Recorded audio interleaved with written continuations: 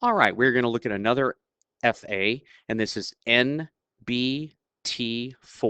Once again, NBT4.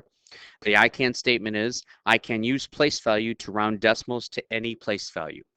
Now, this is review again because kids did in 4th grade round decimals and round whole numbers.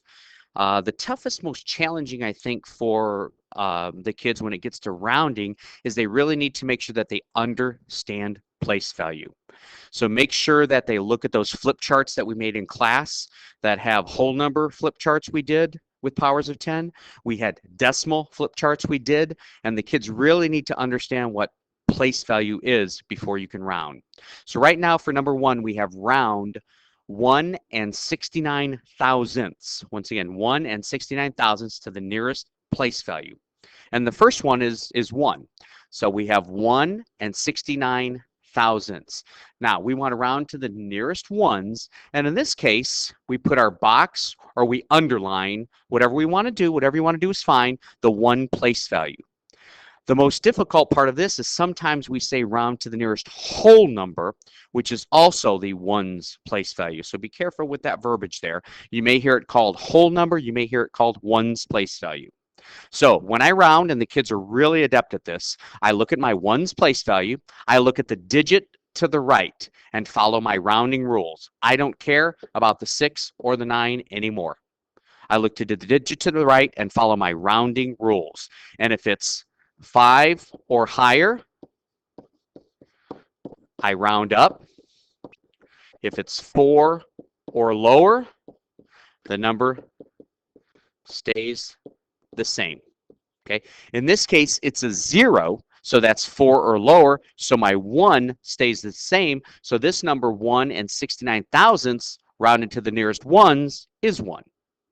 Now I look at the tenths. So I have 1.069 or 1 and 69 thousandths, and I want to understand which is my 10th place value.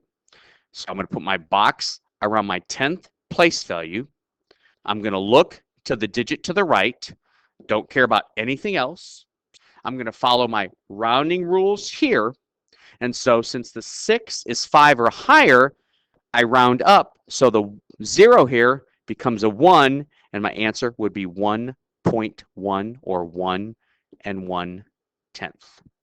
And I follow the same logic when I'm rounding to the hundredths. I have 1.069 or 1 and 69 thousandths. I find my hundredths place value, which in this case is my 6. I look to the digit to the right. I follow my rounding rules up here, which it says 5 or higher. I round up. The 9 is definitely 5 or higher. So the 6 becomes a 7, and I have 1 and 7 hundredths, or 1.07. And that is question number 1. Now we're going to go on to question number 2. I like question number 2. I think question number 2 is a challenging question. It says if the rounded, and I added to the tenths because if you look at the FA, it doesn't say that, but it should have said that. If the rounded to the tenths number is 9.6, what could the original number have been? So this gets them thinking a little bit that this now is my answer, and what could all the possible numbers have been to round to 9.6. And once again, when we talk about numbers, we talk about an infinite number of numbers. So I want any number that I'm going to have a 9.5 here, let's say. 5 could work.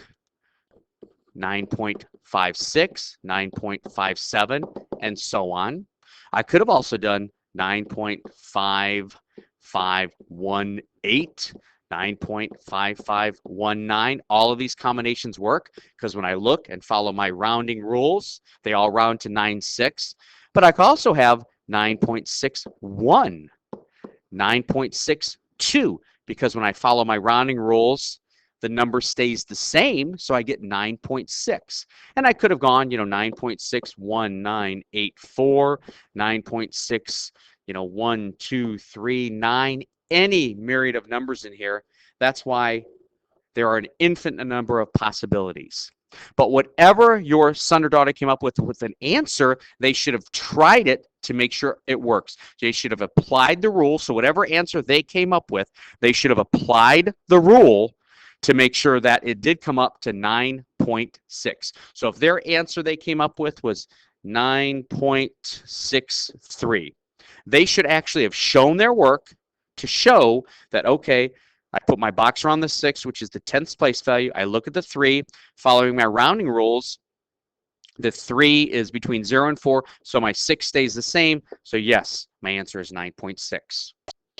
Or let's say they came up with something like this. I'll be on the right-hand side here. They came up with 9.67, and they thought that was right. Well, if they check their work, put their box around the 6, look to the digit to the right, which is a 7, following my rounding rules, the 6 becomes a 7, so this becomes 9.7, not 9.6. The kids did really well with this because they really do understand the rounding concept. Their issue when it comes to place value, which actually is the 100th place value, the 10th place value, the 100s place value. Another mistake I'll commonly see here is when they round, let's say 9.5843, and they want to round this to the nearest 10th. They'll look at the 8. They'll know that the 5 becomes a 6, so I have 9.6, but then they want to keep those numbers right there. And they'll either put 843 or 9.6043. Once again, once you develop that these are the numbers you're going to use, you don't care about anything else. Okay, and hopefully that'll help with the rounding.